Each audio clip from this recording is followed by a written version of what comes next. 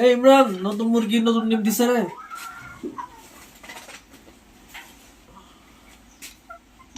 Japanese ব্যান্তাম ডিম দিছে, এটা আমাদের বিশ্বাস করতে একটু কষ্ট হয়েছে। যেদিন আমাদের প্রথম ডিমটা দিছে সেই দিন আমি দেখি না, আমার ভাই দেখছে, চাচাতো ভাই, যেটা আমার কাছে একটু বেশি আকর্ষণ লাগছে। আলহামদুলিল্লাহ, অবশেষে ডিমটা আমি শোনার পর আমি ধরে ডিমটা নিলাম হাতে। দেখেন তো কতটা সুন্দর লাগে, ঠিক দেশি মুরগির ডিমের সাইজ, তবে তার থেকে একটু ছোটো। তা আমি বেশি দেরি করি নাই, আমাদের দেশি মুরগির তলে কিছু ডিম বসানো আছে, সেখানে আমি বসাই দিলাম। কারণ শুধুটুকু আমি জানি, যখন মুরগি নতুন ডিম পারে দুই একটা ডিম, তখন সাধারণত ব্রু আসে না। তারপরে আমি ইচ্ছা বোঝেন তো, অনেকদিন পরে ডিম দিছে, সেই খুশিতে আনন্দে নিয়ে মুরগির তলে বসাই দিলাম। আমি আপনাদেরকে দেখাই যে আমার মুরগির তলে আলহামদুলিল্লাহ অলরেডি অনেকগুলো ডিম বসানো আছে। তবে ফলাফলটা কি আসবে আমরা এখনও জানি না। বসাই দিলাম। আমাদের জাপানিজ ব্যান্থামের 2টি ডিম আছে, পাশাপাশি অন্য কোনো কিছু জাতের আছে, সেগুলো আমরা জাত বললাম না।